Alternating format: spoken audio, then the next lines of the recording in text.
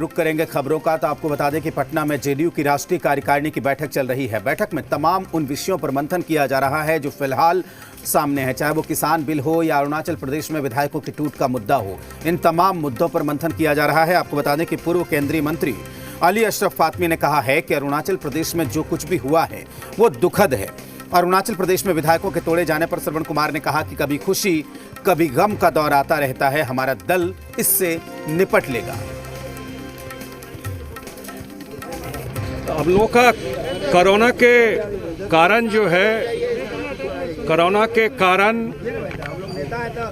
राष्ट्रीय कार्यकारिणी हम लोग का नहीं हुआ था। करीब 18 महीने 19 महीने हो गए थे और बिहार का चुनाव भी बीच में था। इसलिए राष्ट्रीय कार्यकारिणी एक कॉन्स्टिट्यूशनल प्रोविजन भी है कि इसके बेसिस पर होना चाहिए और इसी के लिए आज राष्ट्रीय कार्यकारिणी सारे देश में जो जेडीयू के हमारे साथी हैं और बिहार से भी साथी हैं वो आए हुए हैं। सब विषयों पर चर्चा होगी। बैठक हो रही है तो सभी विषयों पर चर्चा होगी और एक निर्णय लिया जाएगा। जो कुछ घटनाएं हो रही है, जो कुछ करना है, आगे की रणनीति पर सभी चर्चाएं होगी। तो राष्ट्रीय कार्यकारिणी की मीटिंग में यह मुद्दा गूंज सकता है, लेकिन उससे पहले बिहार बीजेपी के अध्यक्ष संजय जायसवाल ने कहा है कि इसका असर बिहार में गठबंधन की सरकार पर नहीं पड़ेगा, क्योंकि दोनों दलों के बीच का जो रिश्ता है वो अटूट है और अरुणाचल में जो कुछ भी हुआ है उसका यहां पर कोई असर नहीं पड़ेगा। जबकि डिप्टी सीएम तारकिशोर प्रसाद ने कहा है कि दरअसल इस घटना के बारे में आला नेता, बड़े नेता सोचेंगे। हम लोग दो स्तर पर काम करते हैं, सांगठनिक दृष्टि से काम करते हैं और सरकार में काम करते हैं। ये सारी चीजें सांगठनिक तौर पर हमारा जो राष्ट्रीय नेतृत्व है इन चीजों को देखेगा और यह ऐसी बात नहीं है कि इसके चलते हमारे और उनके बीच में जो गठबंधन के रिश्ते हैं, ये सारे जो 15 वर्षों के हमारे रिश्ते हैं और आने वाले दिनों में भी ये रिश्ते मजबूत होने वाले हैं, इस पर उसका कोई असर नहीं। बिहार में भारतीय जनता पार्टी, जदयू, वीआईपी और हम पूरे तौर पर एक साथ काम कर रहा है और बिहार को आगे बढ़ाने की दिशा में काम कर रहा है।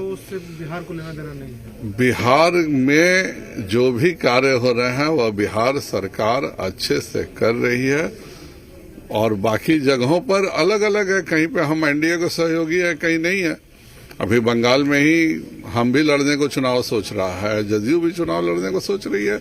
उससे बिहार में कोई अंतर पड़ जाएगा ऐसा सोचना बेमानी है। और आपको बता दें कि जेडीयू की राष्ट्रीय कार्यकारिणी की मीटिंग चल रही है और इसमें अरुणाचल प्रदेश में जो कुछ भी हुआ है ये मुद्दा भी यहां पर उठ सकता है, क्योंकि जिस तरीके से जेडीयू के 6 विधायकों को बीजेपी ने तोड़ लिया है, इसके बाद अब ये मुद्दा यहां पर छाया रह सकता है। अली अशरफ फातमी ने इसे लेकर बयान भी दे दिया है और इस मुद्दे पर भी सियासत में, बिहार की सियासत में घमासान मचा हुआ है और राष्ट्रीय कार्यकारिणी की मीटिंग में भी ये मुद्दा उठ सकता है। बीजेपी के मुंह में तो खून का चस्का लग चुका है, इतने पार्टियों को तोड़ा है। अब उसके लिए सहयोगी दल और विपक्षी दल में कोई अंतर थोड़ी रहा। जंगल में आदमखोर जानवर जब किसी को मार देता है, खून की चस्का लगता है, तो वो अपने जानवरों को भी मारने लगता है, अपने साथियों को भी मारने लगता है। वही हालत हो गई है भाजपा की और जदयू की। ये चाहकर भी बीजेपी के खिलाफ नहीं बोल सकते। अब क्या मजबूरी है इनकी, वो नीतीश जी जाने और जेडीयू। क्या ख्याली पुलाव वो लोग पका रहे हैं, क्या नहीं पका रहे, इस पर टिप्पणी करना उचित नहीं है। लेकिन जो अरुणाचल में हुआ उसको एक दृष्टिकोण, उसका एक संदर्भ अलग है। अब देखिए, लगभग 7 विधायक हम लोग के साथ आए हैं, उसमें से 6 जदयू के हैं और एक पीपल्स पार्टी ऑफ अरुणाचल के हैं। और उन 6 में से भी अगर आपको जानकारी के लिए मैं बता दूं कि वो पहले से भारतीय जनता पार्टी में थे और टिकट ना मिलने और दूसरे कारणों की वजह से दूसरी पार्टी में गए थे। तो हमारे पार्टी के वरिष्ठ नेता है वहां के तापिरगांव जी, उन्होंने बयान दिया है कि भाई घर वापसी है और लोकतंत्र में, संविधान में ये सबको अधिकार है, आप रोक नहीं सकते। उन्होंने कुछ असंवैधानिक नहीं किया है। अरुणाचल में जो हुआ उसमें हमारे कुछ विधायकों को भाजपा में शामिल हुआ, लेकिन उसका नोटिस विधायकों ने महीनों पहले दे रखा था और अगर ये नहीं होता तो अच्छा होता। अब भाजपा की या उन विधायकों की क्या राजनीतिक मजबूरियां थी कि उन्होंने पाला बदला, ये तो वही बता सकते हैं। लेकिन ऐसा नहीं होता तो अच्छा होता। लेकिन हमारा भाजपा के साथ अरुणाचल प्रदेश में कोई प्री पोल अलायंस नहीं था, हम सरकार में शामिल नहीं थे। इसलिए अगर ऐसी बातें हो भी गई तो हमें लगता है कि बिहार के राजनीति पर कोई असर नहीं पड़ेगा और हमारे भाजपा के संबंध पर ऐसा कोई असर नहीं पड़ेगा। तो जिस तरीके से अरुणाचल प्रदेश का मामला सामने आया है, जाहिर सी बात है कि इसकी गूंज राष्ट्रीय कार्यकारिणी की मीटिंग में भी सुनाई देगी। जी बिहार झारखंड के पॉलिटिकल एडिटर बिहार शैलेंद्र हमारे साथ जुड़े हुए हैं। शैलेंद्र जी, जो मुद्दे हाल फिलहाल में छाए हुए हैं, चाहे वो अरुणाचल का हो, किसान बिल को लेकर जो चल रहा है विरोध वो हो, जाहिर सी बात है कि इन मुद्दों की गूंज राष्ट्रीय कार्यकारिणी की मीटिंग में होगी। अली अशरफ फातमी ने बयान भी दिया है। इसके अलावा फिलहाल क्या चल रहा है वहां पे? देखिए राजेश, साफ तौर पे है इन मुद्दों की गूंज अंदर चल रही है। जो अंदर बैठक हो रही है इस समय, वहाँ पे ये बातें हो रही हैं। और ये कहें कि जो राजनीतिक जो प्रस्ताव है पार्टी की ओर से वो पेश किया गया है, उस पर जो कार्यकारिणी में सदस्य हैं, 66 सदस्य हैं, 66, उनके बीच में जो चर्चा आज 11:30 बजे से वो लगातार चल रही है। और अब कुछ ही देर बाद जो राष्ट्रीय परिषद की बैठक होगी, उसमें जो चर्चा हुई है उसको लेकर जो प्रस्ताव आए उनको उसमें पारित किया जाएगा। तो साफ तौर पे है कि अब वो जो बातें आप कह रहे हैं, चाहे अरुणाचल का मुद्दा हो, चाहे बिहार में कम सीटें लाने का मुद्दा हो, ये सब मुद्दों पे चर्चा जो है वो हो रही है। कृषि बिल का मुद्दा हो, या कहें कि कोरोना काल में जिस तरह का काम बिहार में हुआ है उसको लेकर चर्चा हो, तो ये तमाम मुद्दे हैं।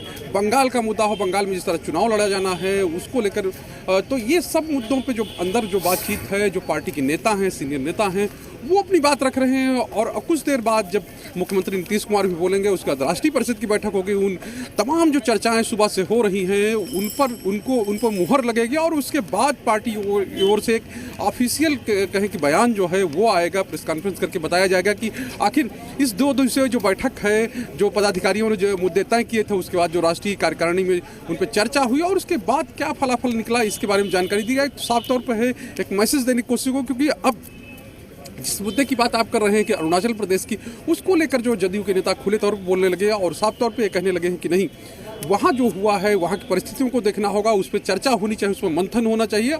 और इस पूरे घटनाक्रम से हम लोग आहत हैं और गठबंधन धर्म का पालन नहीं किया गया, ये बात भी कही जा रही।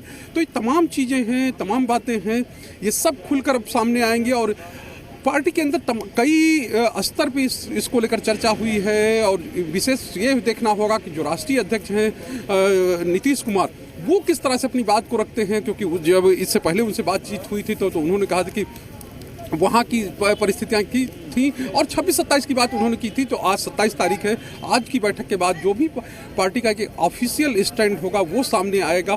किस तरह का संदेश दिया जाता है जो खुले तौर पे, और इंटरनल क्या बात होती है सहयोगी बीजेपी से, वो भी चीज़ें एक तरह से कहें कि कुछ देर में ही सब सामने आ जाएगी।